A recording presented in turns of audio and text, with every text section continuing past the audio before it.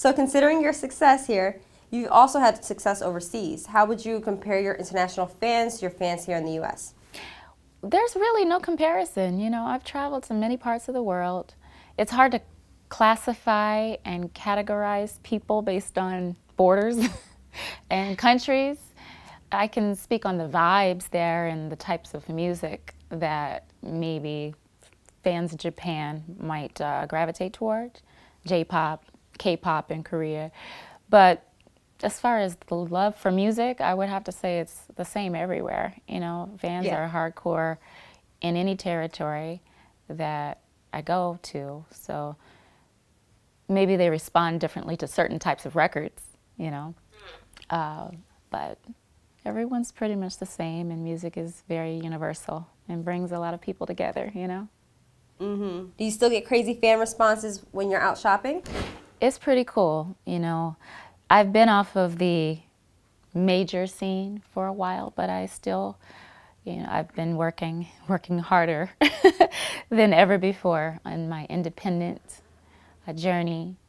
And it's always a blessing, no matter where I go, what territory, what country, there's always someone that will want to take a picture and shake hands with me or compliment, you know, my music being a part of their personal life journey, and that's really humbling. So it's awesome to be in a game and do what you love for almost 20 years and it be received very well. So it's nothing but a blessing, yeah. What do you think most fans remember you for? What do I think most fans remember me for? There are a lot of different fans, you know. I have a gay pride fan base. The LGBT community will always let me know that Whatever Bitch is their anthem. And any of the times that I've performed that in public, live shows, television, you know, they go off to that song. Whereas a lot of my other fans are not quite aware of that facet or side of Maya, you know. And then I have my grown and sexy folks that let me know what songs they have conceived a child to, you know. And then there are other fans that have, you know, let me know what those songs were that resonated with their souls and helped them through rough times. So Yeah. you know, I think everyone sort of takes a different portion of maybe projects from the past or different facets of maybe my artistry and gravitates to whatever resonates with them, which is many things, many things. So in the past, you've spoken about your charity work. You also said that Jay Prince mentored you. Can you touch on that? Yes.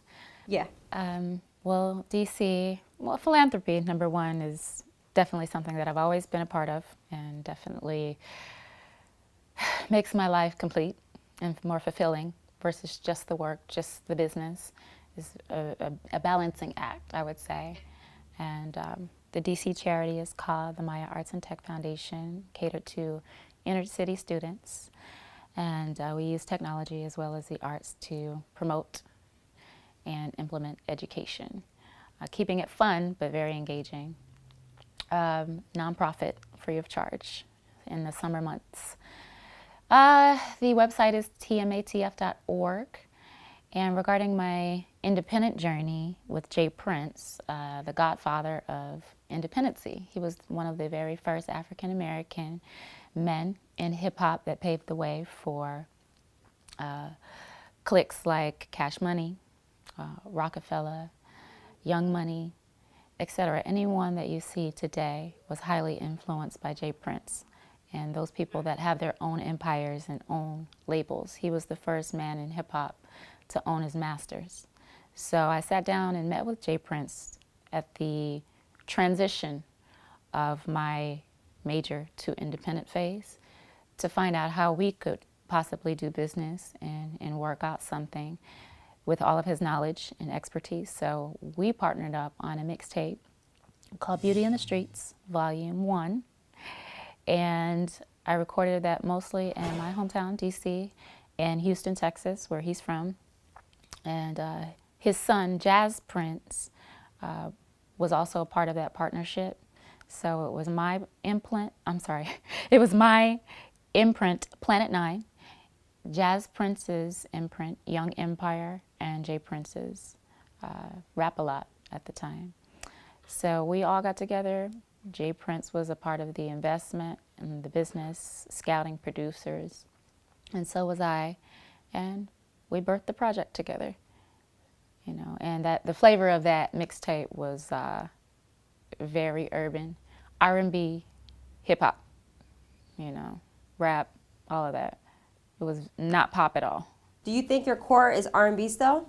Yeah, I would say my roots are R&B, considering how I started. You know, I'm an R&B pop artist, but my roots as far as artistry are in R&B. Yeah. Yes. Do you think R&B is dead now? No, absolutely not. R&B is never dead. You know, R&B is soul. Soul music is thriving, maybe on different platforms, whether it be underground, very, very cool platforms. On the independent front, on the major front, I would say it's lacking on mainstream radio because rap has dominated. But there are several artists that are still touring artists on the road that are soul, neo-soul, R&B pop.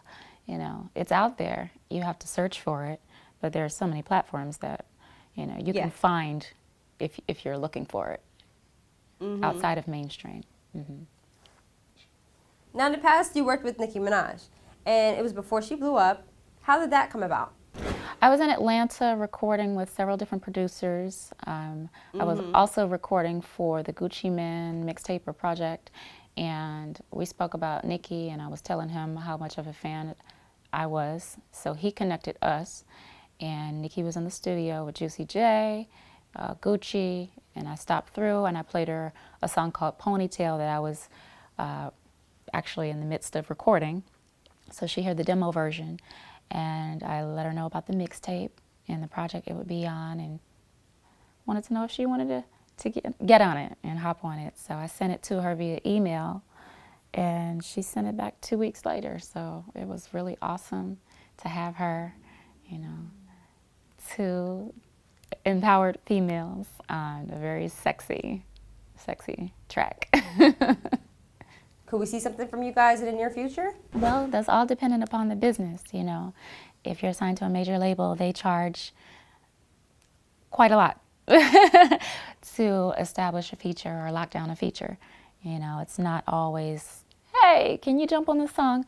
You have to go through several different entities to even lock that down, and then you also have to get clearance and maybe pay an incredible fee. So hopefully, yeah, but it depends. Now, in the past, you won a Grammy for Lady Marmalade. How'd you get to be one of the leading ladies on the track? Lady Marmalade was the lead song for the Moulin Rouge soundtrack, and obviously Pink, Christina, Missy, Little Kim, myself were a part of the powerhouse female movement in collaboration. Yeah. It was awesome. How that came about for me was the soundtrack was being distributed by the label that I was signed to, which was Interscope. So Jimmy Iovine, the ex-president of Interscope, was responsible for that and my presence. I do remember that Missy Elliott and Rock Wilder produced the song, and it was later executive produced by Ron Fair, but it was awesome. You know, the whole experience where I actually got to work with artists firsthand. You know, we were all in the studio together when we laid the chorus, and we were in rehearsals as well as performances. So it was definitely something to remember, and they were all ladies, which was very, very rare. Women are very expensive, female artists in particular. So that was awesome. I was working with everyone's egos. Pink has been vocal about how her and Christina Aguilera kind of clashed a little bit. Really? Yeah. I missed out on that one because everything was really smooth, you know, when I was involved. I'm not sure if I wasn't present for any drama that went down. I didn't experience it or witness it firsthand, you know, because when I was there, we were just working. I don't even think we got a chance to hang out, all five of us. but I didn't really witness any catfighting or anything like that.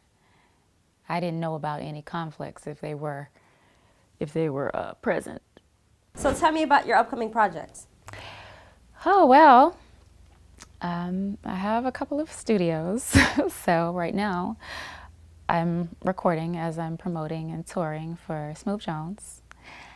Oh boy, I have drafted all of my contracts with the exception of one for my tour.